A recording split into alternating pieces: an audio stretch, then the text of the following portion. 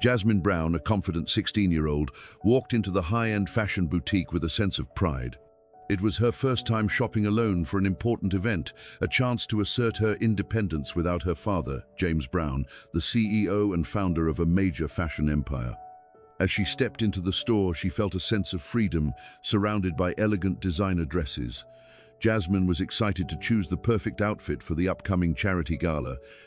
However, her sense of excitement quickly shifted when she noticed Susan Parker, an older woman with an air of entitlement, glaring at her.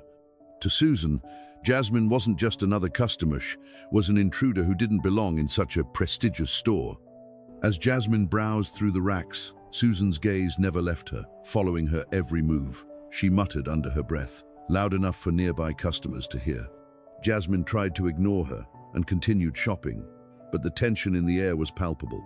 When Jasmine entered the fitting room to try on a dress, Susan's whispers became more pointed, questioning whether Jasmine could even afford the items she was looking at. As Jasmine emerged from the fitting room, the dress fitting her perfectly, Susan's rude remarks escalated. She confronted Jasmine, asking if she was sure she was in the right store. Jasmine felt a sinking feeling in her stomach as she realized the discrimination she was facing, but she refused to back down. Despite Susan's efforts to humiliate her, Jasmine held her head high, determined to continue with her shopping. Little did she know, the situation was about to take an unexpected turn. When Jasmine stepped out of the fitting room, the new dress she was wearing seemed to light up the room. Despite the nervousness lingering in her chest, she stood tall, hoping that her choice would change everyone's perception. However, that moment of confidence quickly turned into a tense encounter when she felt the piercing gaze of Susan, who was standing nearby. Susan's expression soured as her eyes followed Jasmine's every move. It was clear to Susan that Jasmine didn't belong in this boutique, and she wasn't going to let it go unnoticed.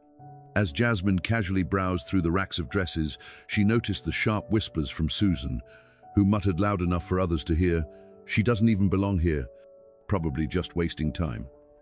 Jasmine was unaware of the escalating tension in the store, but the whispers were impossible to ignore. A sudden coldness swept over her as she tried on another dress that caught her eye. Just as she was admiring it in the mirror, Susan made her way toward her, approaching with a false smile plastered on her face. "Are you sure you're in the right store?" Susan asked, her tone laced with disdain. Jasmine, confused, tried to remain calm. "Yes, I'm exactly where I need to be," she replied, hoping to avoid further confrontation. But Susan wasn't done. "This store isn't exactly budget-friendly," Susan sneered. "Maybe you should try somewhere more affordable." Jasmine felt a wave of humiliation wash over her, but she refused to back down.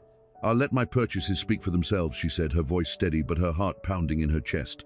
She could feel the weight of everyone's eyes on her as the atmosphere thickened with tension.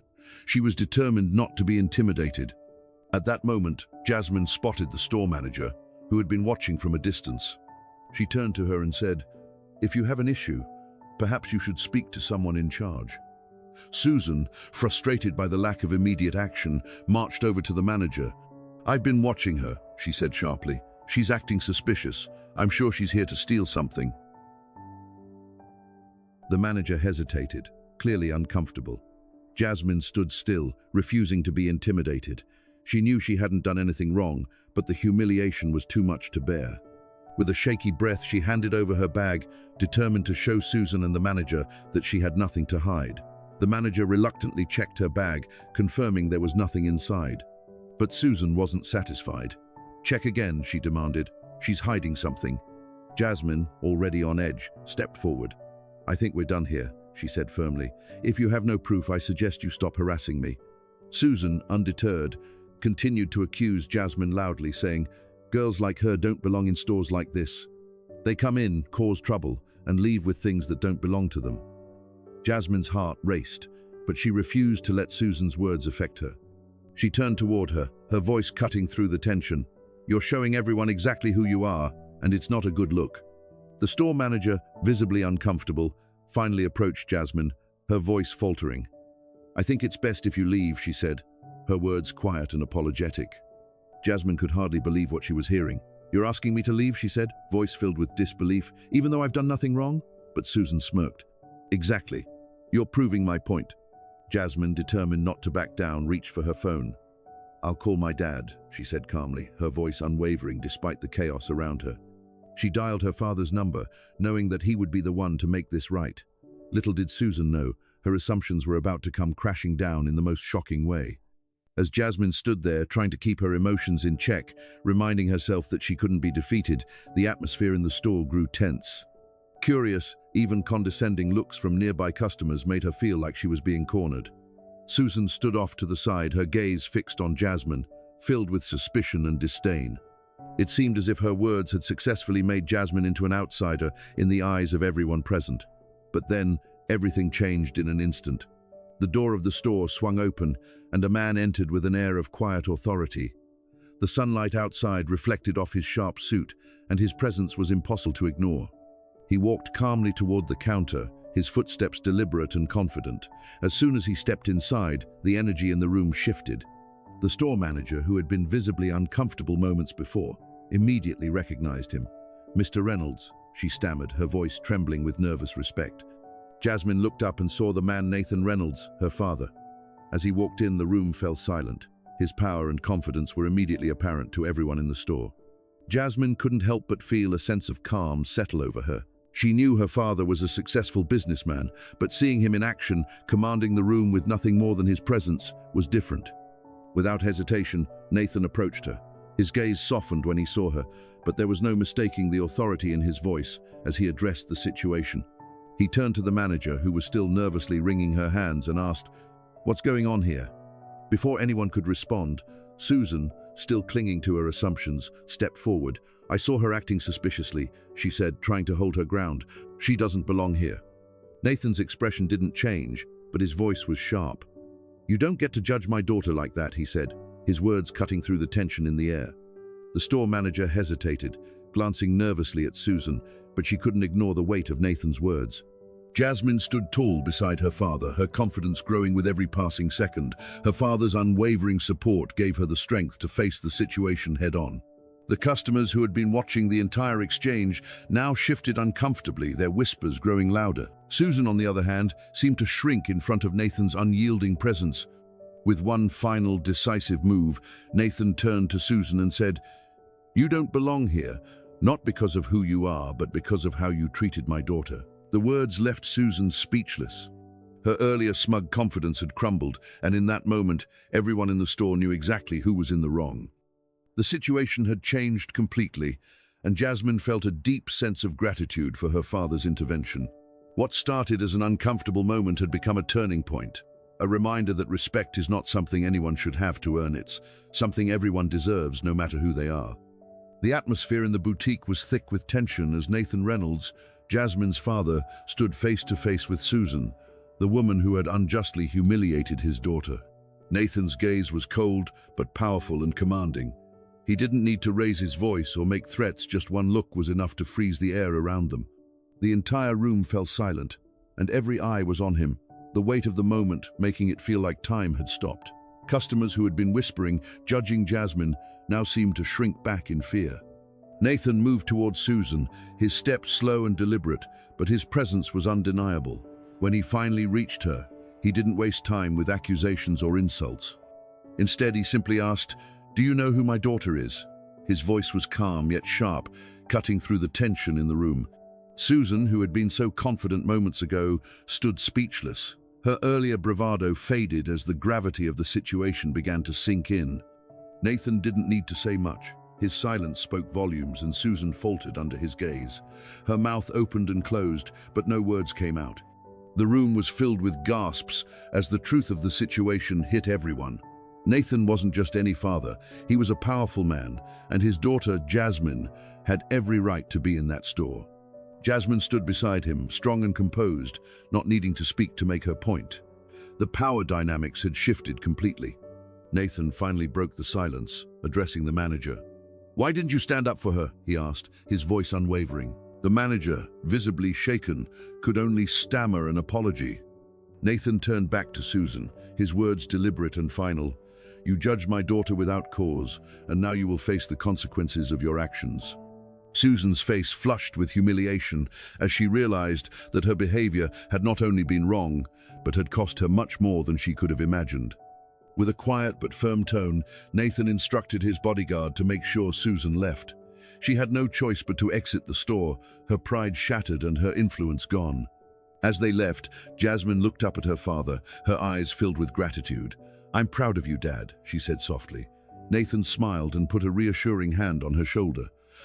This wasn't just about one woman's actions, it was a lesson in standing up for what's right, no matter how uncomfortable it might be. It was a powerful reminder that respect isn't earned by wealth or status, but by the way we treat each other. The entire atmosphere in the boutique seemed to freeze as Nathan Reynolds, with his commanding presence and unshakable calm, stood facing Susan. Her accusations about Jasmine, his daughter, weren't just a personal insult, but a baseless accusation. Nathan didn't need to shout or show anger. With a mere cold stare and an unwavering silence, he took control of the room. His authority was so palpable that it gripped everyone present, making the air feel heavy, and the tension was almost suffocating.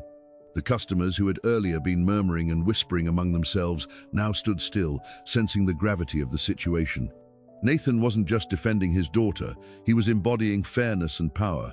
He didn't raise his voice, yet his silence spoke volumes, making everyone in the room realize the true weight of the moment. He looked at Susan, not just as a father, but as a man who stood for what was right. His simple yet powerful question, "Do you know who my daughter is?" wasn't meant to seek an answer, but to make everyone understand that respect is not optional. As the room fell silent, the store manager fidgeted nervously, unsure of how to handle the escalating situation. Nathan didn't need to explain further. His presence was enough. Susan's earlier confidence faltered. The smug expression on her face disappeared as she realized the gravity of her actions. The room filled with discomfort as people began to understand that the real issue wasn't about a dress or a shopping trip. It was about prejudice and unfair treatment. Jasmine stood tall, feeling the strength of her father's protection. With Nathan's calming influence, the overwhelming tension in the boutique slowly dissipated. As Nathan turned to leave with his daughter, the entire room had been changed. A powerful lesson in standing up for what's right was learned, not just by Susan, but by everyone who witnessed it. This was a reminder that respect, fairness, and standing firm against injustice are crucial in creating a world where every individual, regardless of background, is treated with dignity. The entire atmosphere in the boutique seemed to freeze as Nathan Reynolds, with his commanding presence and unshakable calm, stood facing Susan. Her accusations about Jasmine, his daughter, weren't just a personal insult, but a baseless accusation. Nathan didn't need to shout or show anger. With a mere cold stare and an unwavering silence, he took control of the room.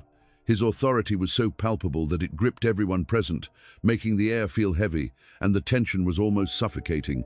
The customers, who had earlier been murmuring and whispering among themselves, now stood still, sensing the gravity of the situation. Nathan wasn't just defending his daughter, he was embodying fairness and power. He didn't raise his voice, yet his silence spoke volumes, making everyone in the room realize the true weight of the moment. He looked at Susan, not just as a father, but as a man who stood for what was right. His simple yet powerful question, "Do you know who my daughter is?" wasn't meant to seek an answer, but to make everyone understand that respect is not optional. As the room fell silent, the store manager fidgeted nervously, unsure of how to handle the escalating situation. Nathan didn't need to explain further. His presence was enough. Susan's earlier confidence faltered. The smug expression on her face disappeared as she realized the gravity of her actions. The room filled with discomfort as people began to understand that the real issue wasn't about a dress or a shopping trip. It was about prejudice and unfair treatment. Jasmine stood tall, feeling the strength of her father's protection. With Nathan's calming influence, the overwhelming tension in the boutique slowly dissipated. As Nathan turned to leave with his daughter, the entire room had been changed. A powerful lesson in standing up for what's right was learned, not just by Susan, but by everyone who witnessed it. This was a reminder that respect, fairness, and standing firm against injustice are crucial in creating a world where every individual, regardless of background, is treated with dignity. The story of Emma and Nathan Reynolds offers profound lessons about fairness, respect, and the power of standing up against injustice. Sometimes prejudice or discrimination can appear in the most unreasonable ways, but we must always remember that everyone deserves to be treated with dignity and respect. Even small acts like defending someone when they are unjustly treated can change an entire community.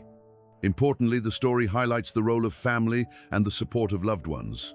Nathan not only protects his daughter but also teaches us how to face adversity with calmness and determination. This is especially valuable in life, particularly when faced with difficult situations or feelings of injustice. For older generations, this story serves as a reminder that justice and kindness should always be upheld. No one should be judged based on appearance or preconceived notions. Fairness and respect are the foundation of a healthy, thriving community, and standing up for what is right, whether for ourselves or others, is vital. This is a powerful message for creating a world where everyone truly belongs, regardless of their background.